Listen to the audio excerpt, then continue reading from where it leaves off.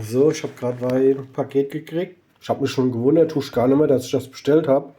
Das ist schwer wie ein Sau. Das ist ein Drehmomentschlüssel. Ich habe mich schon rausgehört, der ist sehr stabil. Und da hinten kann man es einstellen. Die Newtonmeter, was du brauchst, ist ja jetzt bald wieder Reifenwechsel. Und das war das Einzige, was mir noch gefehlt hat. Also der ist sehr gut und ich habe ihn auch schon ausprobiert. Also ich habe den gekriegt ungefähr für 14,99. Da könnt ihr mal gucken, da laufen 2 Videos von Temo. Schaut euch das an und da könnt ihr das sowas auch für den Preis bekommen.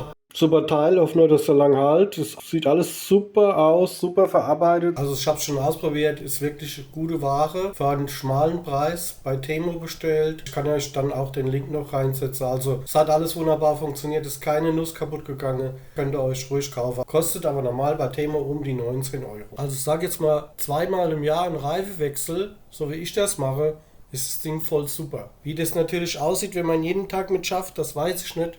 Aber jedenfalls, ich habe es schon benutzt, das funktioniert wunderbar. Hat nichts geknackt oder sonst was, es ist alles super verlaufen. Also da könnt ihr nichts falsch machen.